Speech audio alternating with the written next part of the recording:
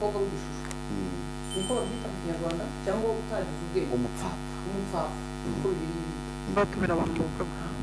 ndabatumiye mu bukwe ariko babandi bo muri Kongo no babandi bakora abakongomani no bakora abakongomani gute babandi bakora inkuru zo muri Kongo no simbashaka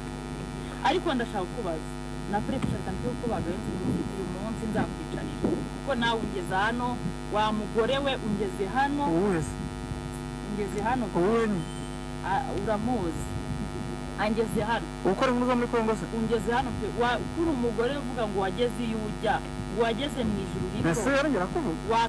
ngwiki ningiye gusa se none yadufatanyije na Marene ibaza naho umuntu ushaka kubwira abantu ngo nimukajya muri saro ngo ya Keza kurero abantu mufite umutwe mutuzuye reka dusimbuke step ndabikubwiye nzagufatira umunsi uranzi ndo umusazi nzawukorera ikiganiro nutareka kugenda kuri Keza saro ye ntago ntagaryi wanyu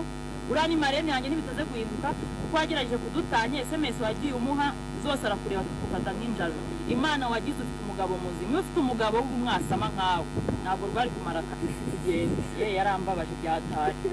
Imana uziko umuntu ashaka gusenya umuntu guhera kuri 01 ukajya none man uteranya abantu kandi uri umuntu ngo yubashye ngo w'umumama wagezeyo yewe imyaka mfite ibyo bintu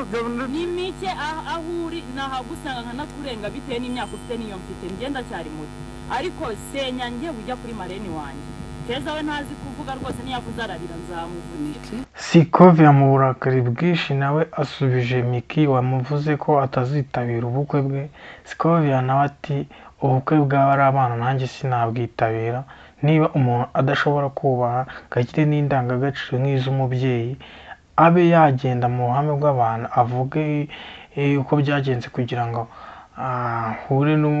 n'umugabo we babyarana umwana n'uburyo batandukanye ahubwo akajya yirirwa avuga ngo afite umwana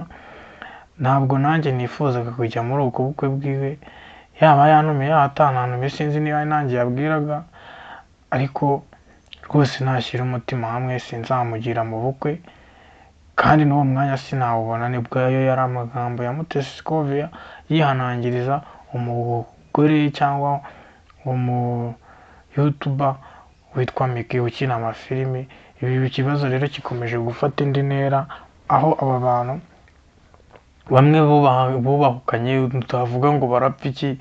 utamenya ngo ni iyihe mpamvu bakomeze gushwana kuko umwe yikorera ku bijyanye na politiki undi agakora amafilimi gusa nyine ukibaza ngo barapfa iki kikakuyobera kuko mu bisanzwe ubona ko nta kintu na kimwe bahuriramo umwe politiki akora si undi akinamo filime nyine ukibaza ibi bintu biraterwa n'iki ku buryo uyu mubyeyi ari kugomeza aterana amagambo cyangwa bandagazanya ku mbuga nkoranyambaga bigeze hariya ibi bintu rero Mutesi Sikovia nyuma y'uko yari arimaze gutanga ripoti Kamanyora aho abaturage bakomeje kuhungira nabyo abivuzeho asubiza umukobwa wakomeje kumutera amagambo amubwira ko atamwifuza mu bukwe bwe kandi ngo igihe azafatira kamera azamurasa nyine akamuvugaho kuko ngo bamuzi ko ari umusazi ikintu abivuzeho ubwo bari babimubajije avuze ati nanjye uwo mwanya sinari kuzawubona ahubwo uwo mukobwa nashyiriye hamwe umutima impembero aho yite kuri uwo mwana yirirwa adarapa ku mbuga nkoranyambaga ngo yabyaye bizatuma byibuze agira n'ubwo bwenge arerere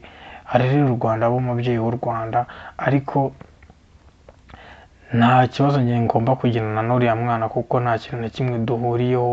sinturanye nawe nta n'ikindi kintu numva mushakaho cyangwa niba hari n'icyo nshakaho wenda yabimbwira ariko uko tubibonye tubonye ko ikibazo gikomeye cyane reka nkomeze mbarebere rero ndaje nanabagezaho amakuru y'ibiramutse muri Kongo biramutse muri politike mu myidagaduro ndaje mbabwire iki kibazo cya Miki na Sikovia cyo gikomeje gufata indi ntera aho benshi bari kwibaza nyine ngo bizarangira bite aba bantu batagize icyo bahuriyeho ni gute bagira icyo bapfa abantu badakora ibintu bimwe ni gute bagira icyo bapfa ni gute umutetsi yahangana n'umuhinzi cyangwa ni nk'urugero umucuruzi yahuriye hehe wenda n'umubaji ni ibintu nyine bitagize aho bihuriye kuba bano bantu bari gushwana biri gutera inkeke abantu benshi murakoze cyane ndabashimiye ku mwanya wanyu mumpaye. Ciao ciao.